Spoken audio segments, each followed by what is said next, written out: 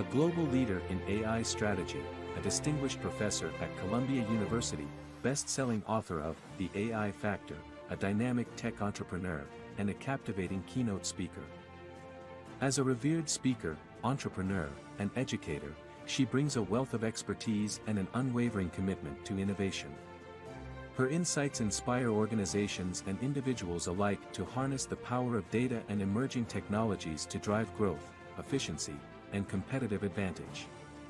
She is a visionary leader and a trailblazer in the integration of technology and business strategy. As a Columbia University professor, Asha is molding the next generation of entrepreneurs with AI skills. As the founder and CEO of Women Leaders in Data and AI, Asha is dedicated to creating a fair digital world with parity and equity. Through her book, The AI Factor, Asha offers a strategic roadmap for harnessing AI to drive business success. In an increasingly digital world, Asha Saxena stands as a beacon of knowledge and leadership, transforming the digital age with her vision, her voice, and her relentless drive to educate and inspire.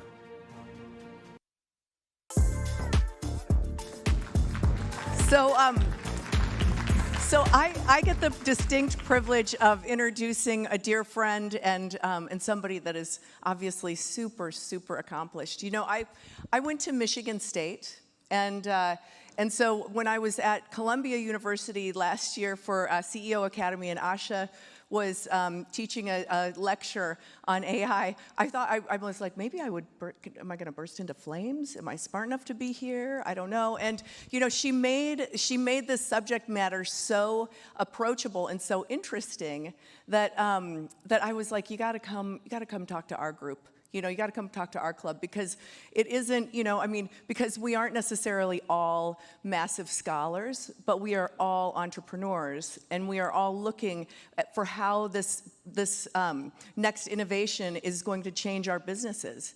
And so I'm so excited because, as I said, Asha Saxena is a dear friend, and she herself is a global real estate collector. And so if you want to throw your business cards at her later, you can do that, because she likes our business a lot. But please join me in welcoming Asha to the stage. Thank you so much.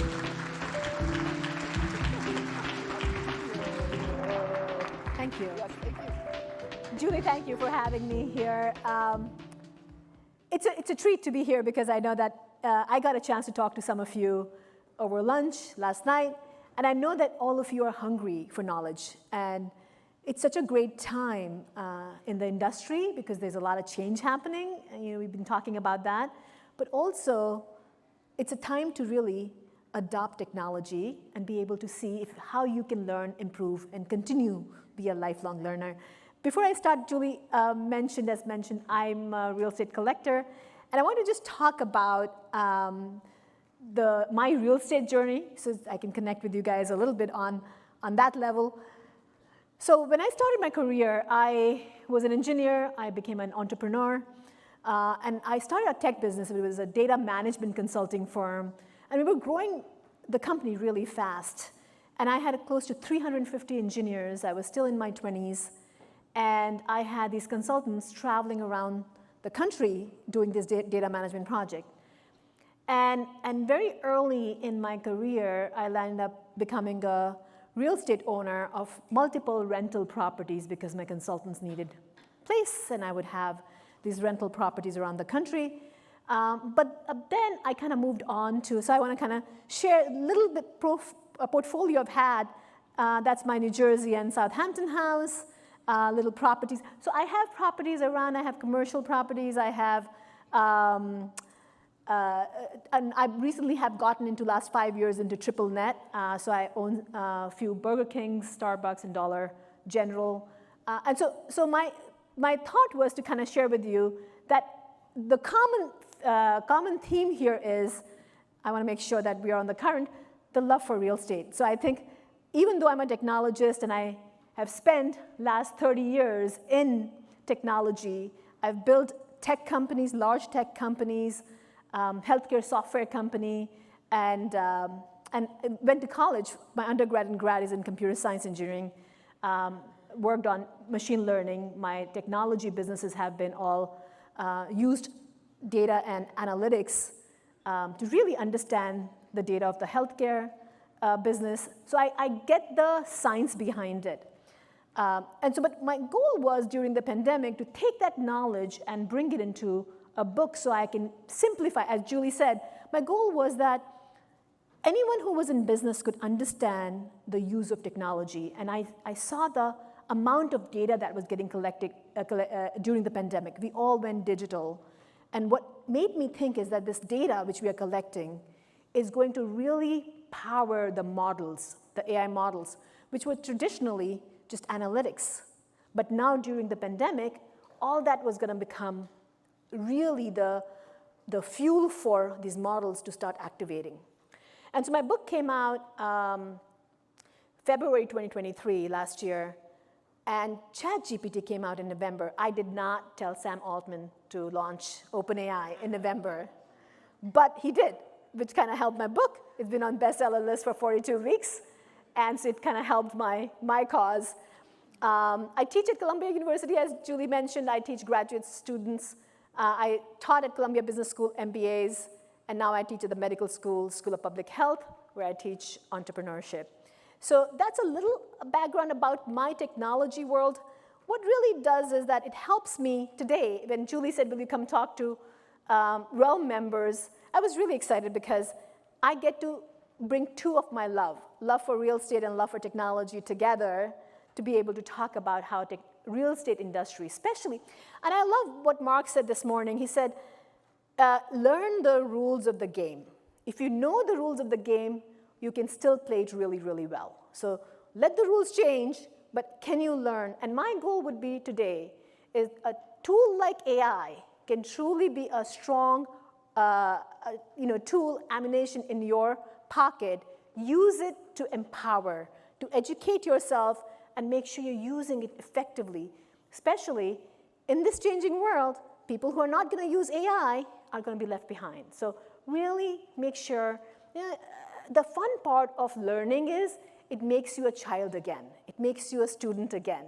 So what a great time to become a child again and start playing with technology and learn it. So throughout my talk, I'm not only going to make AI simple and easy for you to learn, but my goal would be to encourage you to really invest in this tool, in this technology. And when we talk about artificial intelligence, it's truly a race. And I truly believe people, does not matter which industry you are in, if you are in your industry or any other industry, if you use AI, it's going to get you ahead of the game. Steven Schwartzman, the chairman and CEO of Blackstone, said that it's like having a best friend who's genius, right? Think about having a best friend. The human IQ for a really smart person would be 120. For right now, AI, it's 180. In next 3 to 5 years, it's going to be 12,000 IQ. So think about having a friend who's that smart, who can sit right next to you and help you get ahead. And this, as I said, this all started really last year. 2023 was really a transformative year for AI. I've been doing technology for now 30 years. I remember when I got into the field, and we were working on mainframe, just the green and black screens were writing codes, and we didn't know when we got stuck how long we would be stuck for because we did a syntax error, And now you are talking to AI, and AI is giving you back answers. It's having a conversation with you. So really, ChatGPT changed our world. They say the market is going to really increase. The global artificial market is going to exponentially increase in the next 10 years. And it's going to have a direct impact on real estate market. So real estate market will be using AI. If you like it or not, if you learn or not, the industry is going to be using AI. So the question is, are you going to jump in or not to make sure you take advantage of it? So I spoke about OpenAI. OpenAI really brought AI in front of everybody like technology was never before. And why did that happen? That kids going to school knew how to use ChatGPT. And before, if you really think about it, it's not new. We've been looking at AI. Look at in 1950s, Alan Turing spoke about his research in which he said, can machines think? He spoke about, can really machine think? And his whole research was based on how do we make machines intelligent?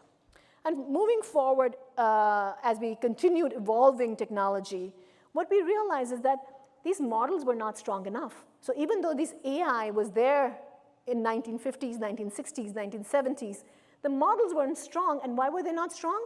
Because we didn't have the data. You know, you've heard the power of data from many speakers.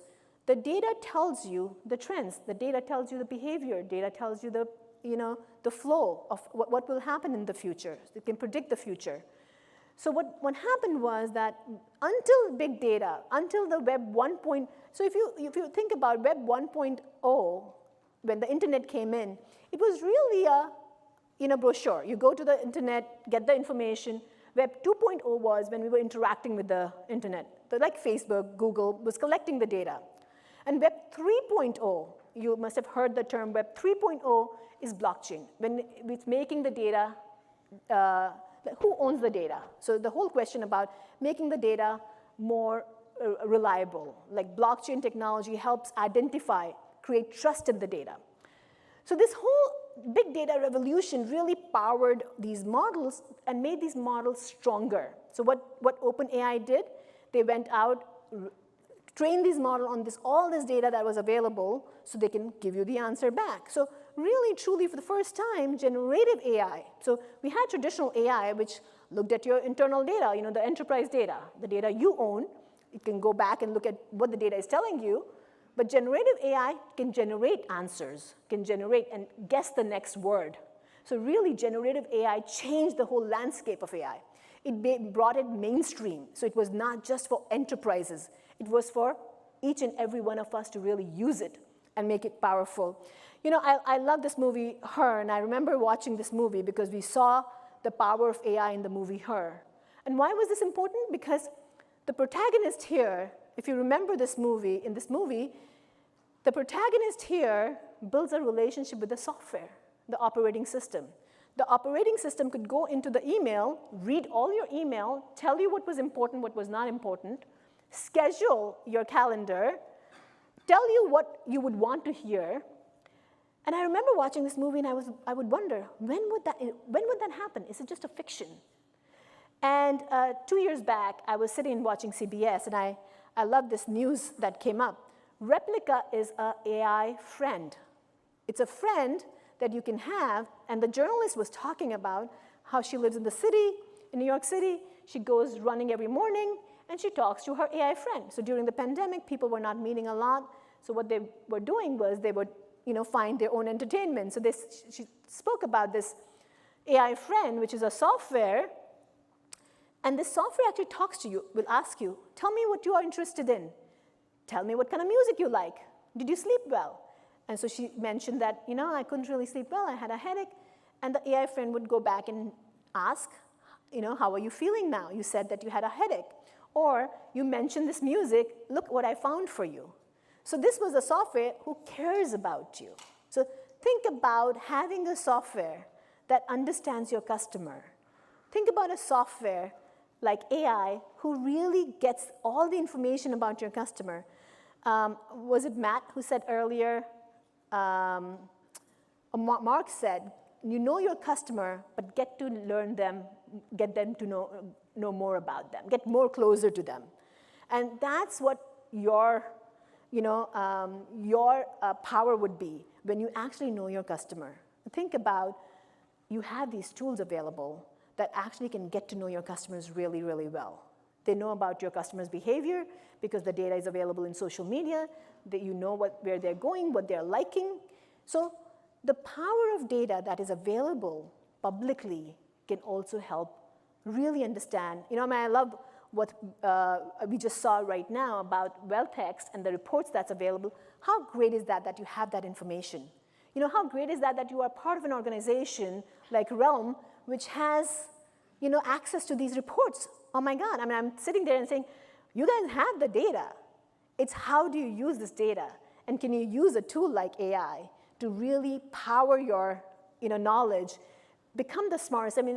I love what she said also, that a lot of billionaires care about intellectual curiosity. So can you think about using AI to really inform you, what's going on in the world and keep you up to date? I always say technology is here to solve human problems. They say, oh, is AI good or is it bad? Is it going to get that strong that can really cause harm? And I always say that technology is for good and for bad based upon humans, how we use it.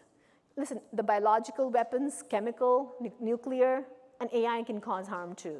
So science in general can be good or bad. It's how you use it is really, really important. So can we in the real estate world use technology as a tool in our pocket and use it when we really need to sharpen our edges and make sure we are getting ahead and staying ahead in the market? And I was thinking about luxury and what's luxury to me. I'm super busy with not only my businesses, but also I sit on, I invest with private equity and I'm sit on boards. And this morning we had a call. I stepped out at 9 o'clock, couldn't hear Cato, and I was talking to Cato earlier. And I was on a call with one of my private equity companies, and they were talking about what they did with AI, and they actually increased $5 million EBITDA by using AI tool to understand. Now, all they did was they went into ChatGPT, and I'll share with any one of you want to hear about it, but they went into ChatGPT, created this agent to be able to write SQL queries onto their database, all their data, to really understand how to create productivity within their teams, their technical teams. So when I talk about luxury, to me, luxury is time. And somebody said before, time is so important because we're trying to do so many things. If I'm talking to a realtor and they're wasting my time, it's not something which I'm going to enjoy or go back to. So time is really important. How much do you know about me? It's about attention to detail. Do you really truly care to understand what my needs are and not sending, somebody else earlier mentioned, sending the wrong property to me? Do you understand about my preferences? Because the AI friend, Replica, really understood the preferences of the friend he made, right? So this is all here. I mean, how lucky we are that we're living in this world, that technology is easy to consume. Those days when I went to school and I was building programs are gone because now you have a chatbot who can write code for you. So now, so they say that, so a lot of people ask me, it's like, should I send my kids to, school for computer science because computer science is going to get, not required because now ChatGPT can do the work. I always say that it's not so much about IQ anymore because you've got an IQ, very high IQ friend who can do the work for you. It's about the EQ.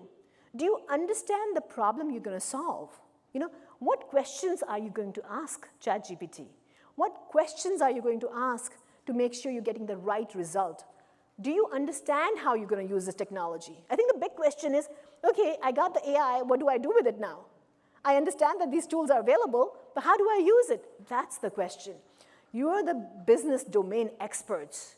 You need to know how you're going to use these tools because what problem do you want to solve?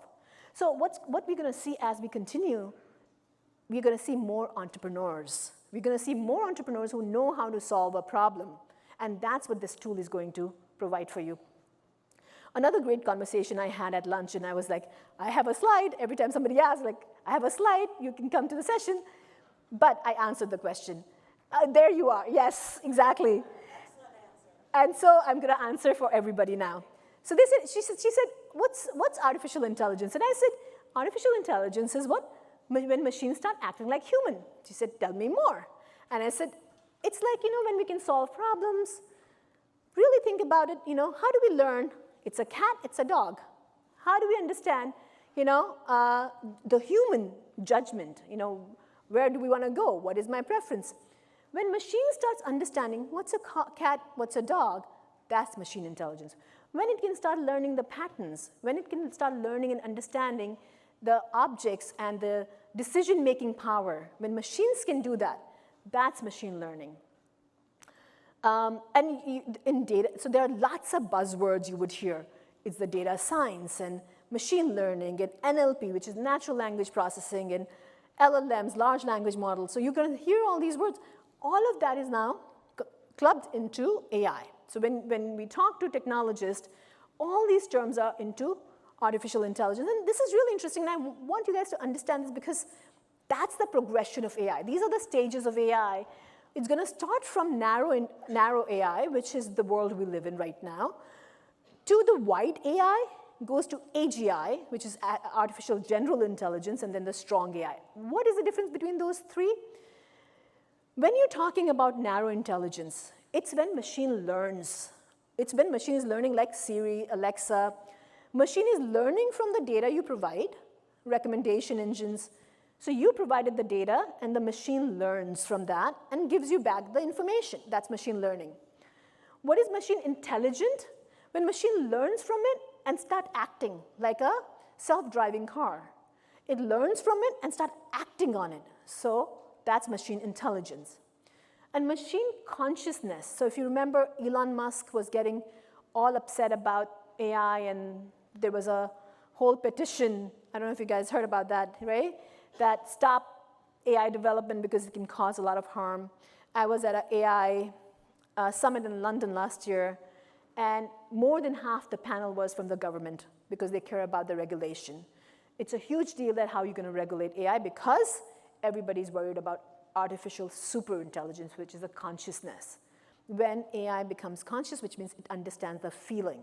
So it goes above and beyond just intelligence, the feeling. And that's why it's so critical that all the engineers, all the companies in AI are talking about what the regulation and what the ethics around AI should be, because now it's going to have human-like characteristics. So they say 4 types of AI: reactive, limited theory, theory of mind, and self-awareness. I just want you guys to understand, so when people are talking to you, at least you have the knowledge of what it is. Reactive and limited theory is still under the narrow AI. And as we move on from theory of mind and self-awareness, that we are talking about strong AI. So really moving from machines being just intelligent to machine becoming conscious. So the whole journey is divided into those 4 types of AI. So as you at least understand what artificial intelligence is and where it's going, very, very important thing to understand, this is like the critical piece, is the data. When you are a small brokerage house and you have limited data internally, it's great because you can focus on what you have and clean it up and make sure that you're collecting that data properly. Or when you go to external sources like social media data, you can now bring that data internally and try to evaluate who's my target audience, what kind of audience has given me the most results, what locations do well, what kind of marketing techniques work best for me. So how AI works is that it takes the data, it learns the pattern, machine learns from it, makes prediction, and then performs the task. That's really what it's doing, is that it's taking that journey from taking the data, consuming the data, to really creating patterns and learning and actually doing the task. Something which I always say is that all of us, if we choose it or not, even when you're on Facebook, you are a consumer and a creator of AI, because all that data that you're putting in is getting used to build AI models all around. OpenAI, when it came out with ChatGPT, guess what it did? It went out in the whole world to read that data, collect that data, understand that data, and now give you the answers. So all of us are, knowingly or unknowingly, part of this AI evolution, and that's why we all have to be really, really conscious. I was at the conference, and we were at the coffee table, and some of the media guys were there, and they were talking about, the AI can, curse back at you. And so I said, you know what, it's like a child. Think about AI as a child right now. How you engage and communicate with AI, you're teaching AI how to behave. It's a feedback loop. It reinforces what you say. So once you give the feedback to AI, it's going to correct it. So how you treat AI and how you engage with AI is very, very important. And I was saying to them, I said, use please and thank you when you're talking to AI, because this is a child you're training. So it becomes really critical how you engage. So as a good citizen, you have to make sure AI is going to become our partner. AI is going to be sitting with us and executing work. Another demo which I saw, I feel that I'm at a privileged place because I get to see all these fun things that's coming out in AI, and I get to see all these different tools. And something which I saw recently was the digital human. So, the demo they were showing me was that you drag a little icon in the middle of the computer, you name her or him, whatever you like, so say Amy, and you say, for my company, you are my recruiter. So you give her a title, and you give her skills. So you just drag from this computer, you drag the skill, and you say, you know how to write, just drag how to write a requirement, job requirement. Post the job requirement, find the candidates, create a schedule for me to interview them, ask these initial questions, and give me the short list. While you go to sleep, next morning, guess what? The digital human has already done the work for you. So imagine having a digital human in your workplace. Could be a virtual assistant, could be a recruiter, could be a, your document processor. You could have any of these people who are actually digital human. You don't have to worry about them taking days off, having an attitude problem, but you can have a digital human actually sit next to you and be your employee. And another table, the breakout we were having, we were talking about, somebody said, I'm a single agent because I don't want to deal with employees, I agree with you. You don't have to worry about the employees because very soon you're going to have digital humans who will be your employees. So you're going to be engaged with having AI sitting next to you and working with you. So when we talk about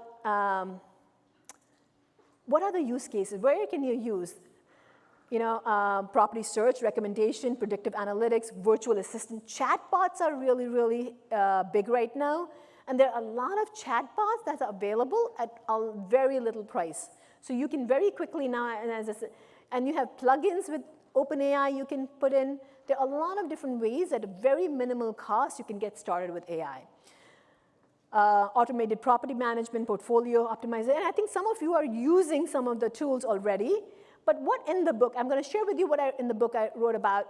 And I talk about being an AI strategist. I'm an AI strategist, and I always say, and I've built companies, I always say, you can start with AI today in any way you want, or any shape or form, you can start with AI. But when you talk about building an organization, having a strategic plan, a roadmap, to figure out how you're going to execute AI in the right way. And you can just start with, and when I work with companies, what I do is I start with a process chart. Where can you input and incorporate AI strategically so that you're not wasting your resources on anything and everything, but really see where you can get the maximum value when you're working with AI. So in the book, I talk about the 4-step process. And so my goal was to really kind of go over with you the 4-step process, and when you read the book, it'll all make sense to you. So I would say that first and foremost is to really assess where your business is. Really think about where your business is. Understand why data is so critical and how can you be data ready. How do you prioritize, right? So you can launch immediately and just write your description of your listing properly, or should you really start thinking about lead gen? And where should I go and get the lead gen? And then comes how do you measure the success of what you're using? You always want to go back and say, what's working, what's not working. And so I talk about the 4-quadrant, where I talk about either you're an optimizer, you say, you know what, I want to just optimize. I want to make sure I increase efficiency in all my processes. And so you can say, I'm in the phase where I want to optimize my lead gen, or optimize my documentation, from start to finish. Or I want to be an innovator. I want to do something new. I want to launch something new. I'm going to reference Zillow over and over again because I think Zillow really was smart enough to collect the data and during pandemic just use that power of what they were collecting to start launching AI in so many different aspects. You could be an extender and you can say, you know what, I want to just really focus on sales. I really want to focus on revenue generation. Or you could be a multiplier, a multiplier who's changing the game. And I have to say that I do see Realm as a multiplier because you're changing the game. You're saying, I want to give the power of the community to this industry, which is a game changer. There's not too many opportunities like that for communities to come together and take power and help each other. So I think multiplier organizations really change the business model. Another really good multiplier, if you see in the industries, Netflix is a great multiplier because they changed the way we saw media. They were the very first company changed the media. And here, you know, when you talk about optimizer, I mean, I really think that this is really the place where you can, the document management. Can you automate the document management? And this is one of the product company AI platform where you can take all the documentation, your legal contracts, your paperwork of real estate, and bring it together to take away the manual task that realtors are engaged in. Is there a fire sign? Oh, okay. Like they're not telling us to leave the. Good. All right. So you know, to me, use AI to reduce your manual work is like really great. That you're not spending hours and hours on administrative task. Another really one I know some of you I was talking to are using already is the real estate listing description generator. That is easy. You can start immediately. Tell your teams to start using something simple as this, and really make sure that you're using and applying that quickly. Being an innovator, you know, as I said, Zillow, I'm going to keep bringing, you know, they launched the natural language search for the first time in real estate, which I think is so cool, is that you can really talk to the application and be able to find what you're looking for. And now this tool understand what you want, you know, pool.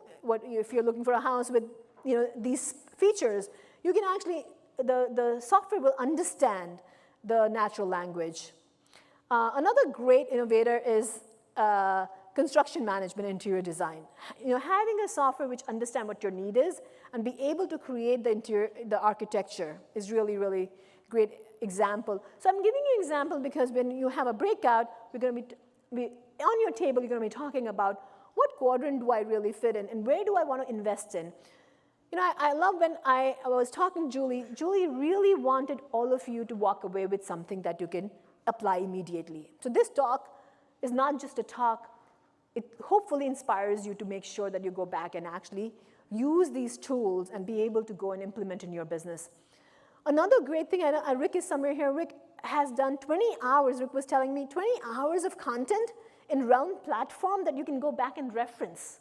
I mean, and that's the beauty that you have this platform that all of you can go back. And if you haven't seen what Rick has already taught you, make sure you go back and check out the AI content because learning never ends. And you know what, sometimes you just listen to it one time, it's not enough.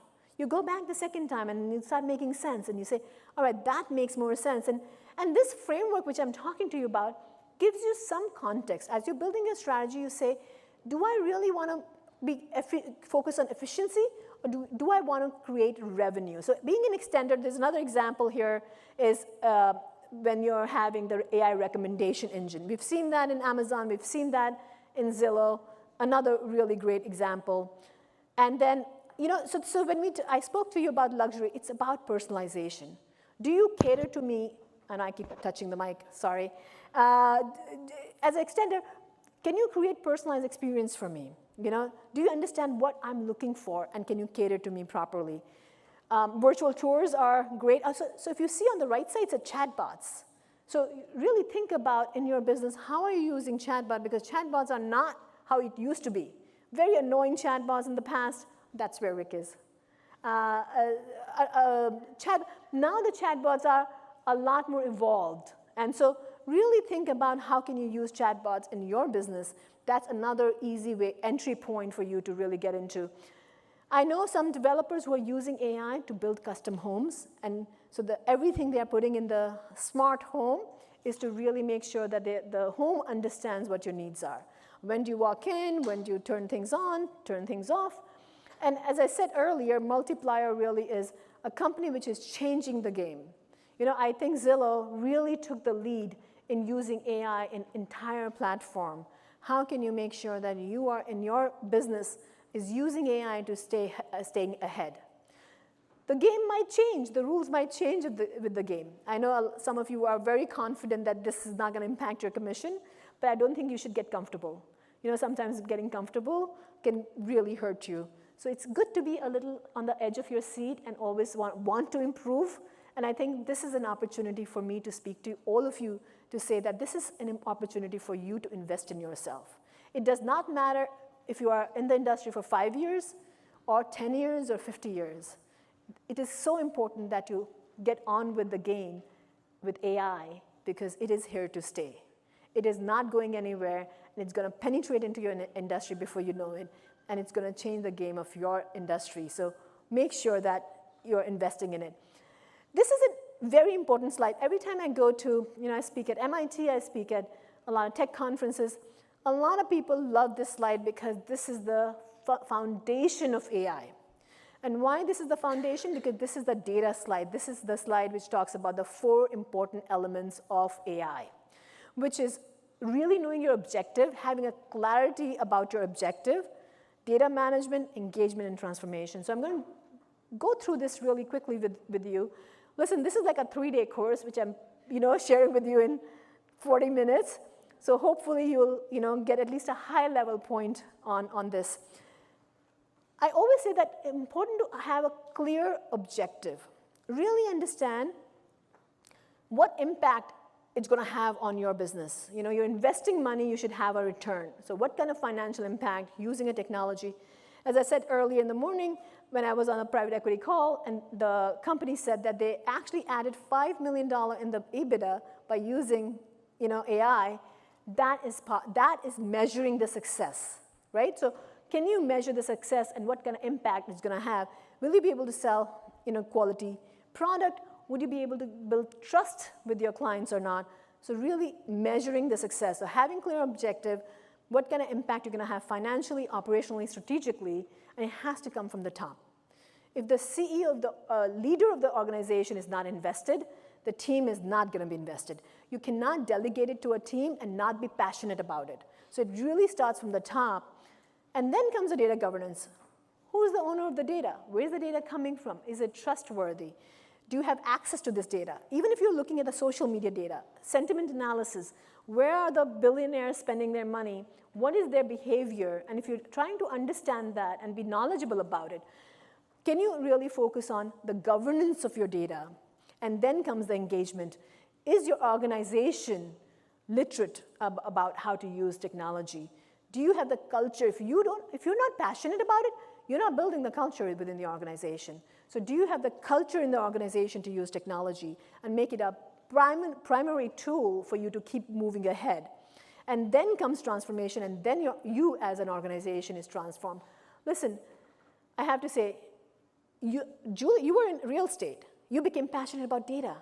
You became passionate about community. So can you become passionate about the data and the transformation in the industry, which is going to convert? It is going to change. So how do you become passionate about the transformation that it can bring for you?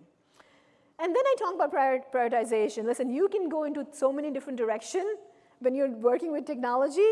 It's like a shiny new object.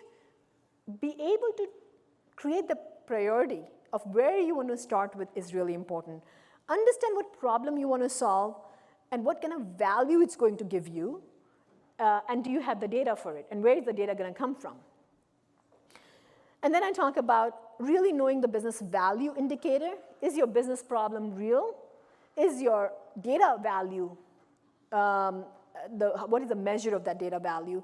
That creates the power in your organization. And so this is what I'm talking about now, the organization, not just individually you. But as an organization, if you're implementing technology, how do you do it to create the flywheel effect, that it becomes the essence of your organization? I'm going to share some use cases, and this will be helpful for you to, when we're going to have a table discussion, we'll keep this on, if that's okay, so that people have an idea of what are the options. When you're thinking about what can you apply, where can you apply AI within your organization, this would be great for you to reference it. I have a list of other use cases and also the AI tools. If you want it, you can email it to me. I have a little barcode. Don't worry about the masterclass with my organization. Just go back to what you already have. Realm has hundreds, 20 hours of content. Do that before you invest in anywhere else. This is a free resource. Rick has already put the effort in. He understands the industry. So spend time on what you got already and learn about that. And if you need tools or you need any references, or mention Realm so I know that it came from here. But you can send me a quick email and say you're looking for a recommendation on tool or use cases. I have a list of them. I'll send you a list so that you have some reference point to listen. What I also want to spend time with you guys on is talk about what the trends are and what are the skills that are required. So before I end, I want to make sure that you understand what are the skills that is needed in the industry, and you can also, when you're hiring, make sure you can ask those questions. So what are the top 3 skills in the industry? It is prompt engineering. We were talking about that earlier. The great thing is that anywhere I go now, people want to talk about AI with me, so I have so many questions, I'm always answering. So yeah, you can go on ChatGPT and ask what is the best way to write your listing, but it's really about knowing what to write. What question are you asking ChatGPT? And if you don't ask a good question, you're not going to get a good answer. So really important, you can tell your assistant to use ChatGPT, but if she doesn't know how to ask the question, it's not going to help because you're not going to get the right answers.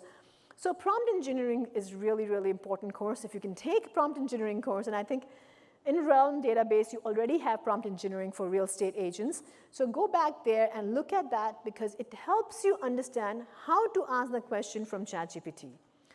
If you know what question you're asking, hopefully it'll help your imagination trigger because you'll be able to think about what is my audience, who's my audience, what message works with this audience. So even if you want to ask top 10 questions that will qualify a prospect would be a great start. So think about what questions will help you. So prompt engineering is #1 skill that is everybody looking for, no matter which business, prompt engineering. The second thing which is important is business strategy. How do you use AI in your business strategy? Really thinking about it's not just using ChatGPT for one thing, but how do you incorporate AI within your business so your entire business, the whole workflow of your company is more activated. So really understanding your business strategy. And then I love this because this is the time, they say, oh, is it going to take my job? Is it going to replace realtors? It's not, because it's going to help you become more creative. So this is the power of AI because it's a tool. It's working with you, not against you. So how do you become more creative in AI thinking? How do you use AI to solve the problems you're having in your industry? And then let's look at the top 3 trends in AI. What's going to happen as we continue in this journey of AI? We are entering the world of multimodal AI. What does that mean? That before we had images, we have content, text, we had music, all separated. We are entering the world now that everything is going to combine. ChatGPT can talk to you, also create images for you. So it's all combining. So think about tools that are going to be available to you that you'll be able to use to communicate with your consumer, but really merge everything together. The second thing which is becoming really, really popular is AI agents. So they said 2023 was the year when we were chatting with AI, but 2024 will be the year when the AI will be doing things for us, like making reservations for us. So you have these agents who will go out and do the work for you, and this is just building quick agents with AI, with ChatGPT, that will actually do the work for you. So you say, get me list of customers, get me, So it'll be able to do stuff for you, and the more you use it, the more you're going to get comfortable with it. And the big challenge people said was the retrieval, the hallucination. Is it giving me the right answer? That was a big concern, that ChatGPT was not giving you the right answer. So the RAG system, the RAG is the new technology where it is going to reference the sources. So it's not going to, so not only what it looks at, it's going to go out of the data they have to reference it to make sure that what it is saying is the right thing.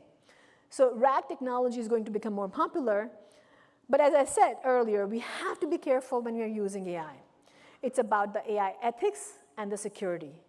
It's really about how we are, and why is it worrisome, right? The deep fake we talk about. This question I get all the time is, how do you worry about the deep fakes? Because somebody can use your face and your voice and scam you, right? So there's a lot of deep fake issues people are talking about. Not only that, Microsoft in 2016 launched a teenager, I don't know if you remember this, a Twitter teenage girl, Tay, who became super angry and biased. She came on, and during 2016 November, when their election was happening, and we were talking about building a wall, in Mexico and Mexican border, and so she became bitter. She was just hearing what they were talking about and became bitter. Also, the AI models, what they do is they look at the data and enhances the biases. So in Amazon, they created this AI agent, the recruiter, and they gave all the resumes, and any resume that said she, because it looked at the database and they said all the engineers are men, so they rejected women's resume automatically.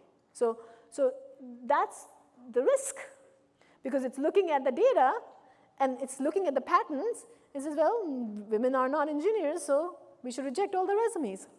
So there's a lot of issues, and that's why it becomes so critical that when engineers are designing this model, and that's why when I started an organization called Women Leaders in Data and AI, it's World Leaders Advancing Women Leaders in Data and AI.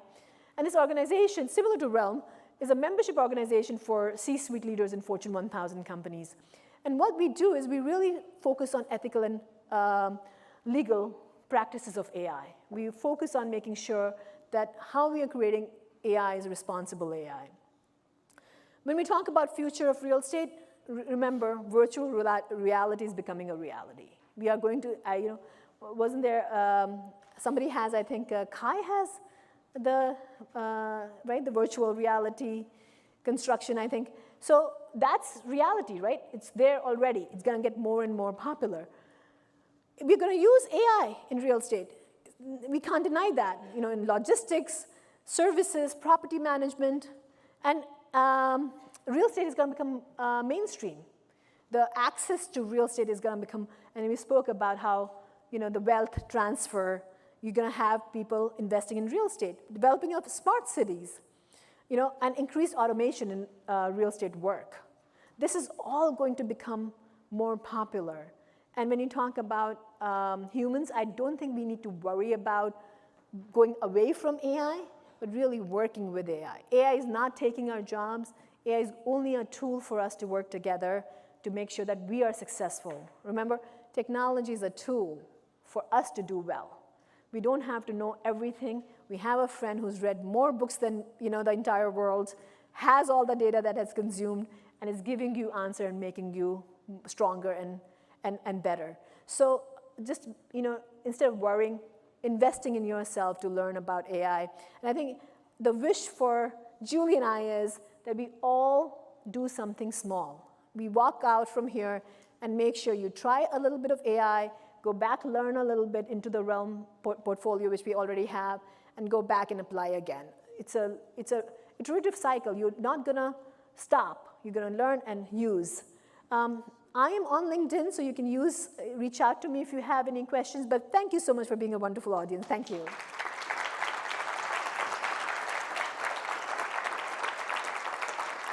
So do we have questions or? Yes, thank you, Asha, very, very much. We're going to do a Q&A. I'll be on this side. We'll start right here. Here's my.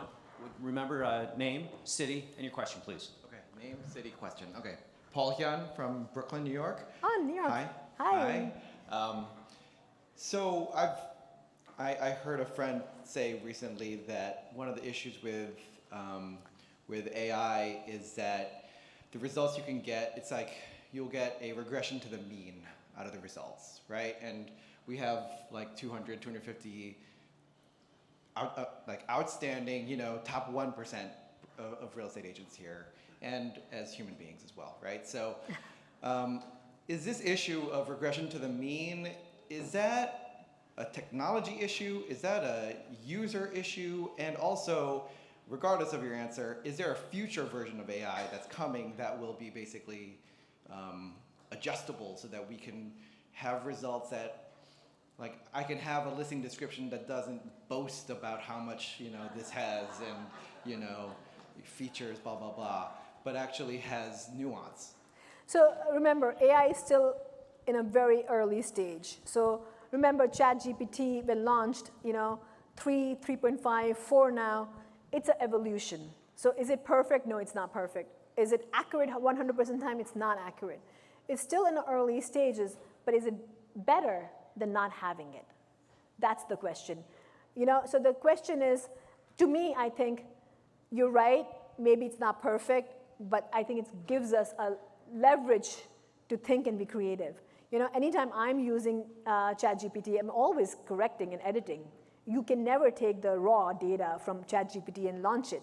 You take that as a reference point. And at Columbia, when people would ask me, what is your opinion about ChatGPT or using it I always say, use it as a source. It's a reference, but you should always go to 10 other sources and make sure that you understand the concept before you, implement that. So I would say the same thing. If you're asking an agent in your organization to use ChatGPT to write a listing, don't be blinded by whatever it gives you posted. Use that just as a reference point to make sure that you can use that, just a starting point to wherever you're going. Is it possible, as this evolves, will there, are future iterations of what we're using here, for example, is there technology coming basically that will be more creative, like here's a more creative AI, or here's a more higher EQ AI? And one other question is, where is the point of AI where the AI can identify issues with the data that it's based off? Yeah. So aspirational right now, it's not there right now. Will it happen? It may happen. And I think that's the worry people have, is that, human will be eliminated completely? And I keep saying is that no, because humans need to be there to have that creative piece. The EQ is still with humans right now. IQ is with the computer, but EQ is with the humans. So I think we need to lean into more of our EQ and depend on the IQ of the computer. So it will happen, but not so far. That we are still in the ANI and entry level of AGI world. All right, Brooklyn. She lives in New Jersey. If you have any more questions, go visit her. Michael LaFido out of Chicago. Oh, there. Quick question for you. Besides ChatGPT, to find out as much information on a prospective client, it'd be great to type in their name and scrub all their social media, get their data, their political affiliations, which sports teams they like, disc personality, whatever. I think the conversion rate would skyrocket. Are you familiar with the resource that currently does that? So the best way right now, how people are doing it, is by using that information of what you've collected and going out in the social media and combining it. So there'll be a little manual work where you actually pull out the data from the social media. If you have any resources you've connected to, like WellTex shared their data, you pull the data from them. So right now, it's a little bit more manual process of pulling the data from different places, but I don't doubt that very quickly you can say, these are the 5 sources, go pull the data, and tell me if the data is accurate. We will get there, but right now, it's a combination of human, and that's similar to what I was telling you. Similar to that, you have a combination of human and technology marriage right now where you have to do both. Hey, Asha, thanks. This is great. As a Carnegie Mellon grad, this is intensely fun, but also overwhelming. So the question I have, if we look at phase 1, phase 2, phase 3 of AI, is it 5 years or 10 years from now? The AI, so Zillow rolls out the natural language. Yes. Now, where does it be that the seller or the buyer is sitting at home at 1 o'clock in the morning and asking AI, I want to do this or that? And the years of knowledge that we have here suddenly becomes a little, obviously they're going to ask us, but what are the questions going to be? What questions will be different? I think 20 years ago we were educators because we had all the information, and then we had to transition into being advisors. So how do you see a transition coming for us? I get that question a lot in the medical field too, because everybody now is a doctor. They can go to ChatGPT and ask, right? And go to the doctor and say, I know what I have. So, but we still go to the doctors, right? We still go to the doctors. And I think that's why I think all the panels, I feel like Julie had situated all the panels for me by the time I come, because all the panels spoke about what? They spoke about really knowing your customer, know where they are going, know how to connect with them, make sure you're smart, you're intelligent on how you're engaging with your consumer. That you still have to do. The consumer might be able to go out to Zillow and say, have a natural language process and communicate with AI and say, I want this bedroom, this thing. You still have to have an agent who can connect with you understand and do the whole process. The process of acquiring a home is not going to be on AI. Acquiring only happens through an agent. But is the agent smart enough to really understand what I need? Because otherwise I'm wasting time, because there's so many agents who are, don't know much. And they just come in, and I love that example where they're sending you, property listing which are not related to what you asked 100 times. So I think that's where you distinguish yourself, is that you're an agent who's using AI as a tool to get ahead. And I love that there is going to be a disruption in real estate, because the cream will come up. Everybody who actually invests in themselves will do really fine. It's the people, the laggers, who are not really investing in themselves are going to be left behind. So they have to worry about, because the people who are learning and evolving will be fine. Thank you. Very good. We still have time for 1 or 2 more questions. Yeah, so we have about 2 minutes. Yep. Right there. I'm sure we can talk about AI for hours, but I think, and I love what you said, that it's daunting, because there's so much, information here. Where do you really start is the issue. But really, again, baby step. I always say start something small. Don't be afraid to start. Just really make a commitment to go out and start. And I'm going to keep referencing back to the Realm portfolio where you have AI. I mean, I cannot stress enough. You have this resource, so use it. My God, There. Hi, Caitlin Michael Riley with Oregon and Washington. So similar to what you were just saying, actually, if there was 1 or 2 AI-powered softwares or platforms that are in existence right now that could help us out the most in the real estate industry, maybe even specifically the CRM part of it, what would you recommend? The really 2 things which I think I'm a big fan of is using ChatGPT effectively. Really, effectively is really important, because ChatGPT is, everybody can use it. I would say effectively learn about prompt engineering. First thing I would say, everybody should go back, again, go to Realm database, learn about prompt engineering. Really, if all of you could do one thing, I would say that. Second thing I would say, chatbots. Chatbots are really easy to implement. You can find somebody very inexpensive to really connect the chatbots. Chatbots are now more evolved and more accurate and can actually converse with you in a lot more better fashion.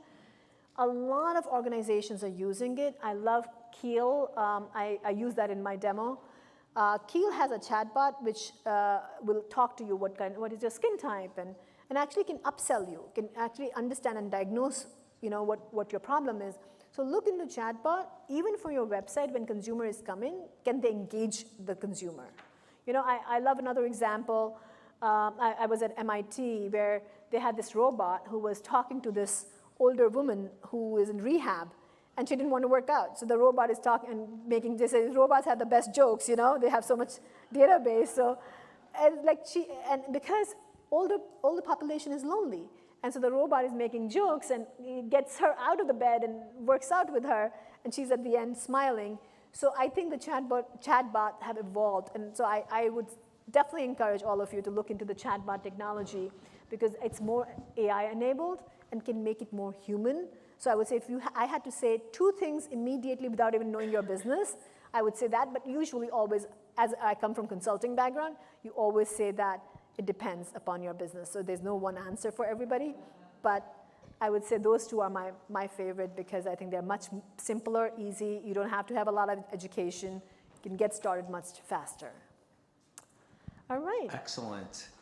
We have time is up, but I'm happy to. Time is up, but you are here till when, Asha? I'm here all day today. I'm going to be at the rodeo in the evening. So please grab me. I'm happy to answer. Thank you so very much. Asha Saxena. Wow.